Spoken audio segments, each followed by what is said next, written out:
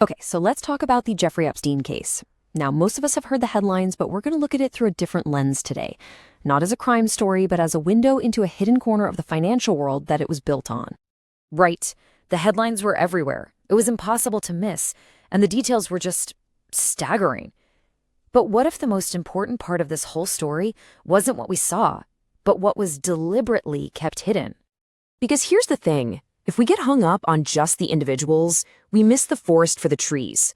The real story, the one with lessons for all of us, is about the system that made it all possible in the first place. It's a story about a whole world of private money, a world that lets incredible amounts of wealth and influence operate completely off the grid, where the normal rules of transparency just don't apply. So what can this whole situation actually teach us? Well, it pulls back the curtain on a really deep connection between financial secrecy, how power gets concentrated, and the kinds of risks that don't just stay in that shadow world. They eventually spill out and affect all of us. To really get this, we've got to understand that there are basically two financial universes operating at the same time. There's public finance, the one most of us know, and then there's private finance. And believe me, it plays by a completely different rulebook. You see, in the public markets, everything is built on stuff you can check. We're talking mandatory financial disclosures, regular audits, oversight from regulators. But in the private world, those pillars often get swapped out. Trust in a person can replace formal reporting. Who you know, your access, becomes way more important than actual oversight. And complexity? Well, it's not just a byproduct. It's used as a weapon to discourage anyone from digging too deep. And that brings us to the core concept here, opacity. This isn't just about things being complicated by accident. No, this is about using secrecy as a tool to build power and, crucially, to make sure you're never held accountable. So what is financial opacity, really? It's the deliberate act of making things confusing.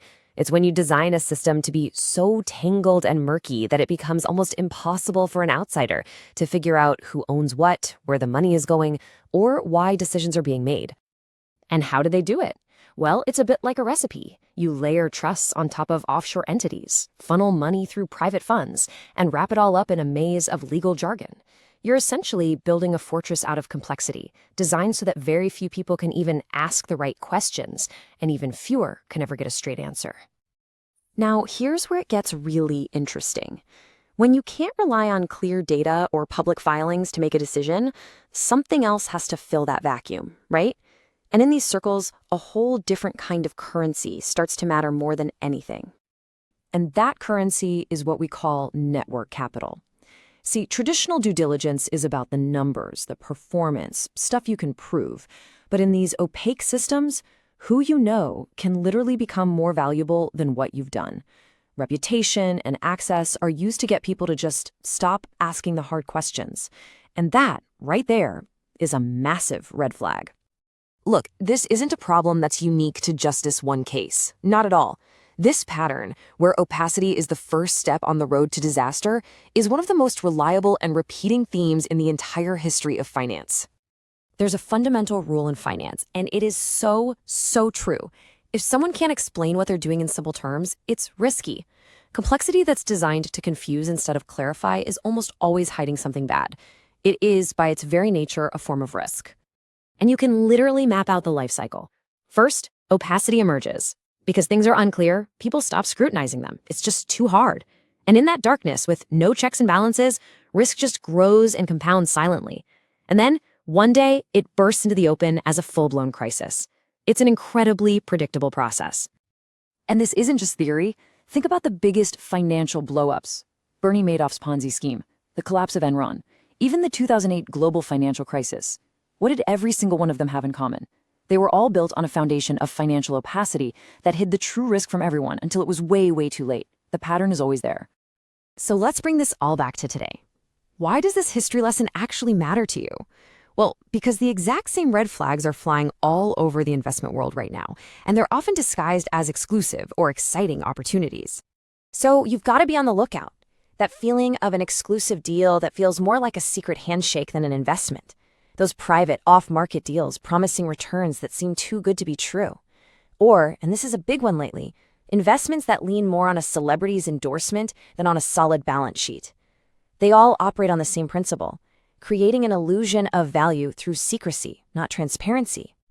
And this brings us to a really critical lesson, one that goes against what we're often taught.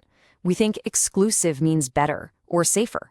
But in finance, the opposite is usually true. Exclusivity means fewer people are looking at the deal. It means less transparency, and that creates the perfect breeding ground for hidden risks to grow. Finally, let's just make one thing crystal clear. There is a huge difference between privacy and secrecy. A healthy financial system absolutely protects your privacy. That's normal and necessary. But secrecy? That's different. Secrecy is actively hiding information for one reason, to avoid being held accountable. One is a shield, the other is a cloak. And really, that's what this all boils down to. The Epstein case is a horrific story of human harm for sure, but it's also a powerful lesson in financial systems. It shows us exactly what happens when opacity takes the place of accountability. Because at the end of the day, in finance and pretty much everywhere else, transparency isn't just some nice-to-have feature. It's our